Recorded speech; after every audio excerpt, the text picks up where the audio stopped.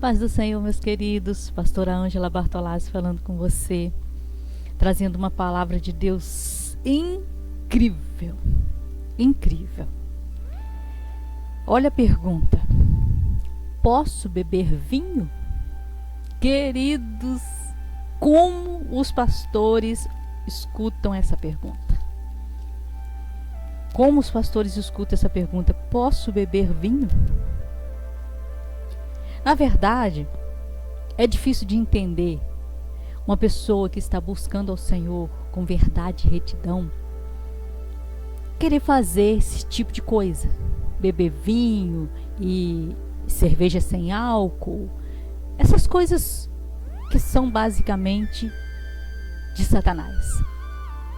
Mas eu quero responder essa pergunta dentro da palavra de Deus, para que você entenda se você pode ou não beber vinho.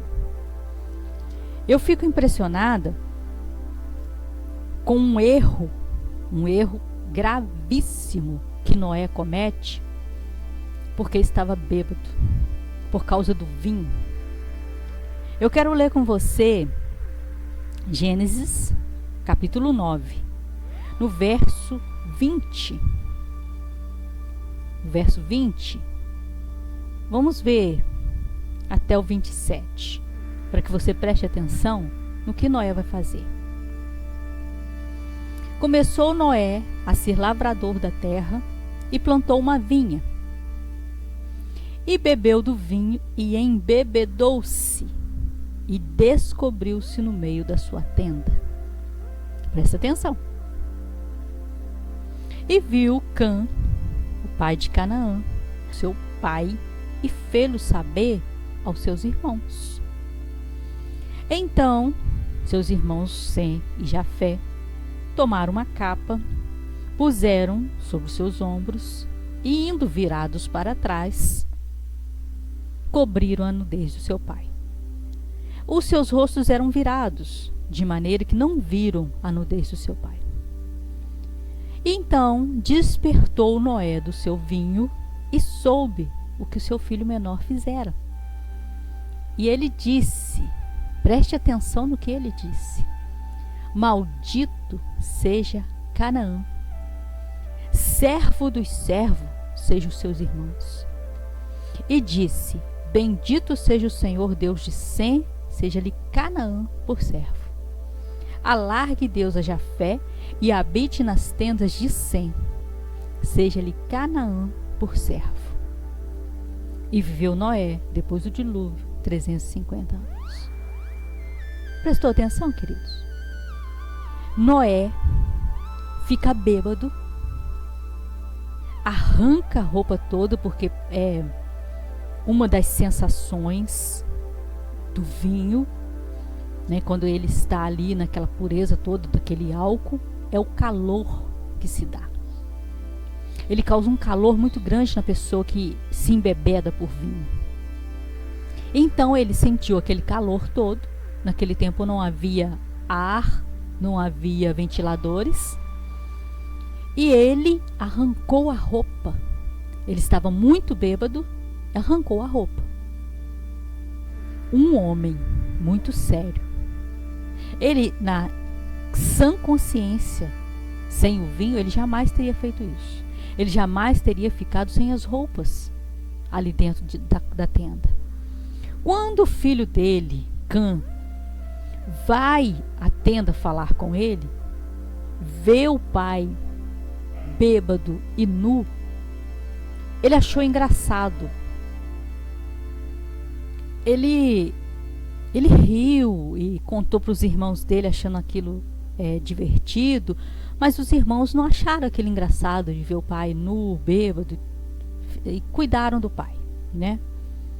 Porém, o perigo está quando Noé sai do vinho, né? Quando o vinho sai dele, quando ele é despertado daquele vinho, ele amaldiçoa o neto dele.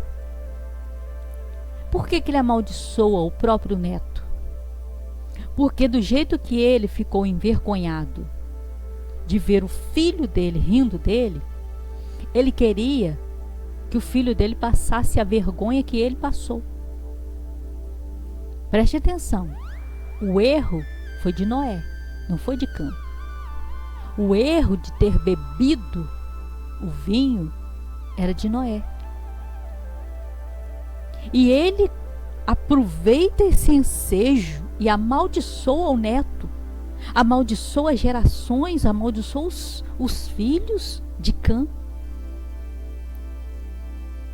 Preste atenção, queridos. A reação que ele teve por ter sido envergonhado por uma coisa que ele mesmo procurou. Ele foi sem limites no vinho. Se ele queria tomar um golinho, tomasse lá, né? Não, ele foi bebendo até. Porque as pessoas pensam que tem um controle. Toda pessoa que bebe, ela fala que tem o controle. Na hora que quiser parar, para.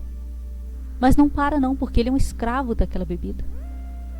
Ele se torna escravo, ele pensa que é livre, mas não é livre, ele é escravo da bebida. Quantas pessoas você conhece que é escravo de uma bebida, que é escravo do cigarro, que é escravo da droga, fala, na hora que eu quiser parar, eu paro, e não consegue parar nunca. Passa a vida toda usando aquilo, passa a vida toda bebendo, fumando, e não consegue se libertar da escravidão. Eu quero ler com você Provérbios 24, que também fala sobre o vinho. Há outras passagens, tá, querido?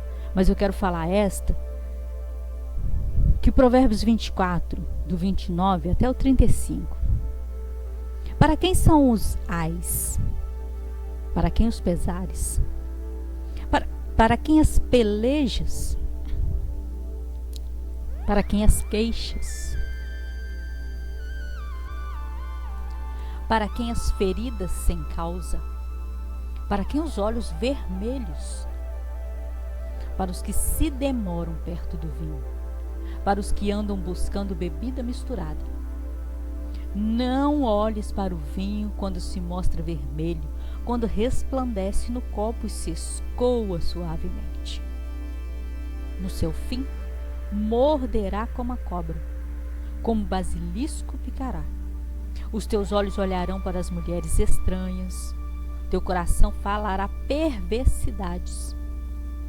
Serás como o que dorme no meio do mar, como o que dorme no topo do mastro, e dirás, espancaram-me e não me doeu, bateram-me e não senti, quando virei a despertar, ainda tornarei a buscá-la outra vez. Olha que coisa horrível. Olha que coisa mais terrível. O vinho perverte o coração, perverte os olhos, perverte a boca. A pessoa fala, aqui ele fala assim no versículo 33, olhar para quem não devia olhar, falar coisas que não deviam falar, porque a pessoa pensa que é muito, a cabeça dela é transformada quando ela bebe, e ela pensa que é muito macho, muito bonito, muito sei lá o quê, e aí começa a fazer esse tipo de coisa, fala as coisas que não deviam falar, olha para quem não devia olhar, porque o vinho deu essa coragem para elas. E aí a pessoa fica assim, esquisita. E aí fala, espancaram-me e não doeu, bateram-me eu não senti. E ainda faz a pergunta, quando eu virei a despertar? Quer dizer, quando eu vou parar com isso, meu Deus? Quando eu vou parar? Porque não consegue ter o controle de parar sozinho. O Senhor é o único que pode nos ajudar a parar. Mas nós temos que confessar para Ele que nós temos esse pecado e que nós queremos parar. Quando nós confessamos, Ele nos ajuda, Ele nos fortalece. Aí no versículo 35 do Provérbios 23, ainda fala assim, ainda tornarei a buscá-lo outra vez, porque é viciado, não consegue parar. Não consegue parar, fica bom, vai lá embebeda, fica bom, vai lá embebeda, ele não consegue ficar livre. Conseguiu entender, queridos? Queridos, vamos orar. Ah, Senhor Deus poderoso, ajuda-nos, fortalece-nos, Nos ajude a nos livrar dos desejos carnais, dos desejos mundanos, dos desejos que nos afastam da tua presença. E Senhor, se esse meu querido confessou, Senhor, o desejo de ser livre dos vícios, surpreenda essa pessoa agora.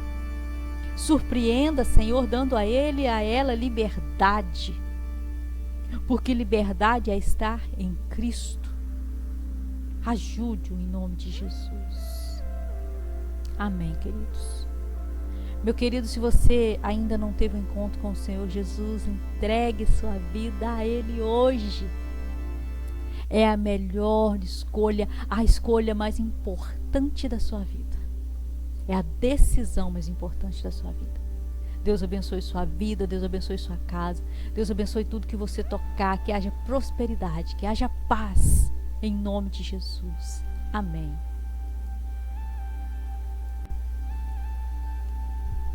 Se você gostou desse vídeo, dê um like, curta, comente, compartilhe, ative o sininho para receber todos os vídeos novos que eu publicar. Obrigada. Deus abençoe sua vida.